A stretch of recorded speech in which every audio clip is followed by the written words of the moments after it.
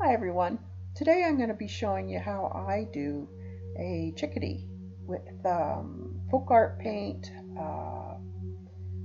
ceramic paint, whatever craft paint you have. I prefer this when I'm working in my journal, and this way the pages don't stick together when you go to reopen your journal. I'm going to be using a 1/4-inch flat brush with most of this bird, and also a very fine script liner. The color I'm using right now is raw umber with a bit of lamp black mixed into it, so it gives a little more depth. I just put a base coat on all the areas of the tail, parts of the wings and the head, and around the neck.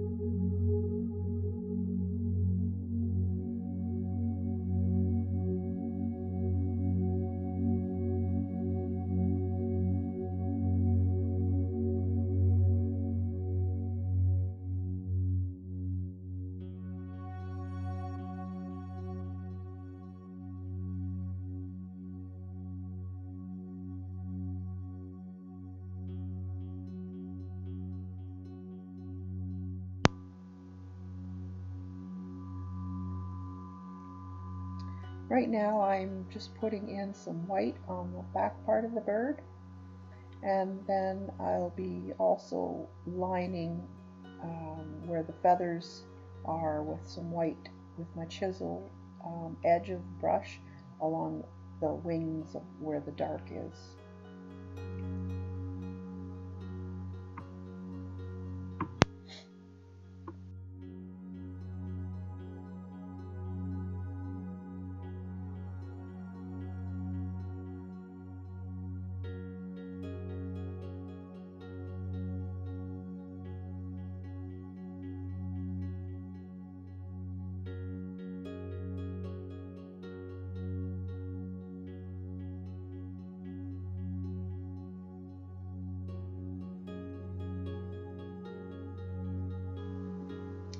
These lines I'm drawing right now are the same paint that I used for the tail and the wing, and it's just to outline basically the shaded areas of the back part or the wing of the bird. And then I will also take a bit of white to finish the tip of that wing.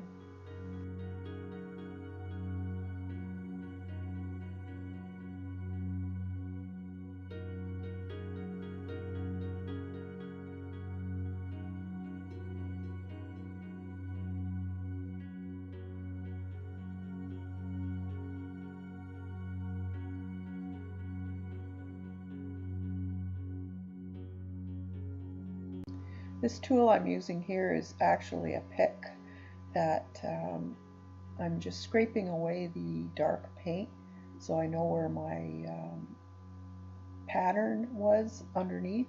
So I kind of know where the leaves are, the feathers are for the wing, so that's why so it's easier to keep track of where I have to put the lighter color of paint.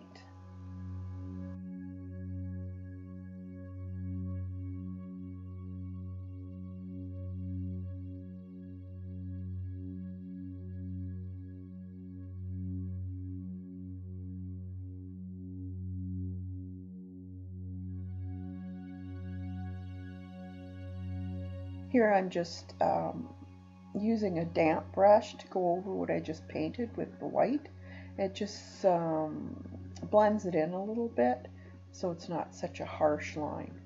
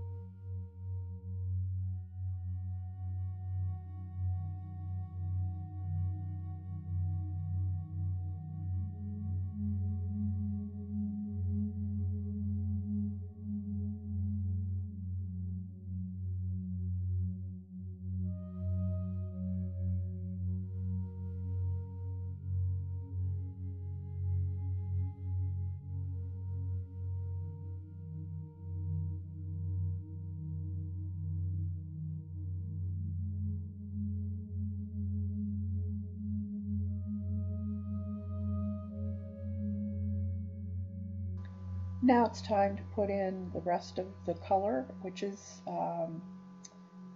basically the same um, colors I used for the tail, which was raw umber and a little bit of black, lamp black, and then I just added a little bit of white, so it gives you a really nice color of gray. And I put it, I'm always referring to my reference, so you got to keep looking at that reference.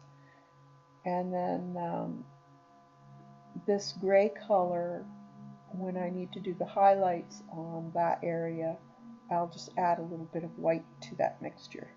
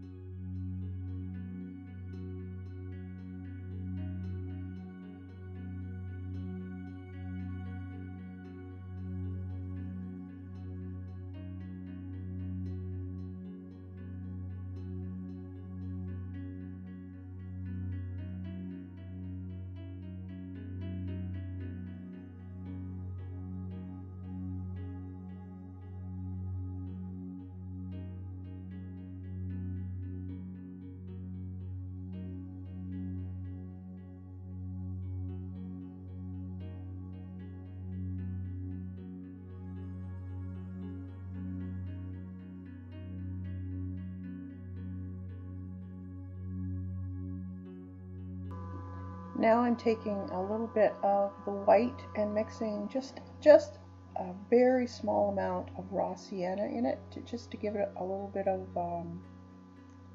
uh, an off-white look to it, and mixing that with a little bit of the gray that I had also for the top of the wing. And then I will take the raw sienna and white and do the underneath of the bird, and add a little bit of gray to the belly where it would kind of get dirty. Just give it a little bit of a more realistic look.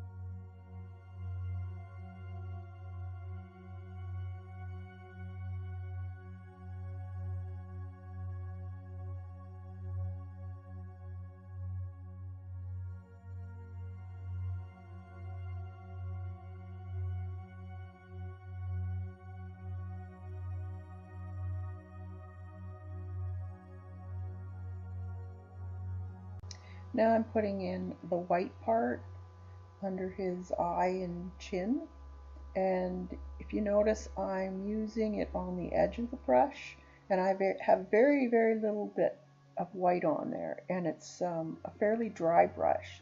So you're dry brushing on the feathers. This gives it a nice fluffy feathery look when you overlap it onto the darker areas.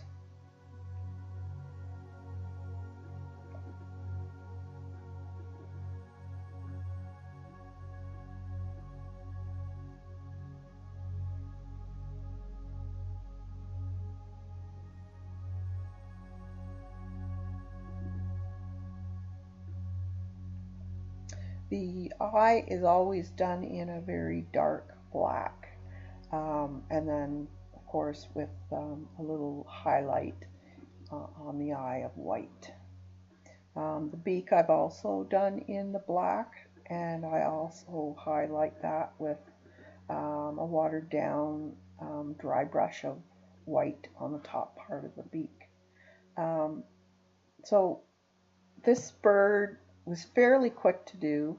Um, Actually, I got this bird from Sherry C. Nielsen's. She's got some books out on different birds and butterflies and what have you. This is from one of her books that you could try yourself.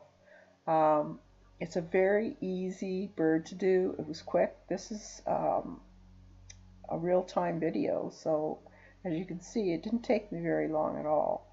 And you can use the patterns that she has in the book. So if you're interested in it, um, see if you can find one of her books. They're well worth the money. And she also gives you step-out instruction on each part of the bird.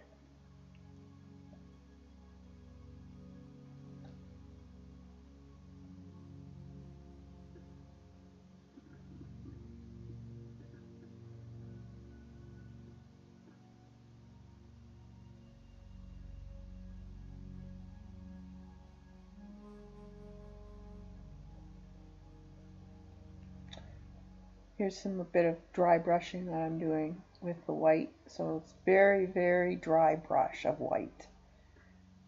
And then I take another brush and just go around the edges with a damp brush to blend it in a little bit.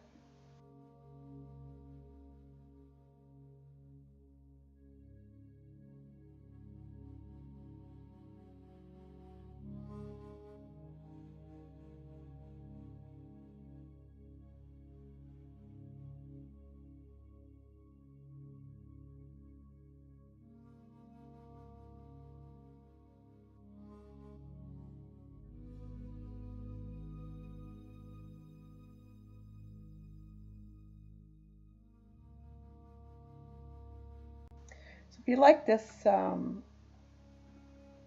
little video that I've done here, give me a thumbs up. And if you got any suggestions of what you'd like to see me do, put it in the comments below. And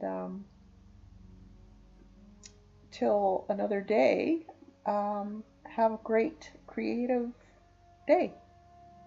Bye for now.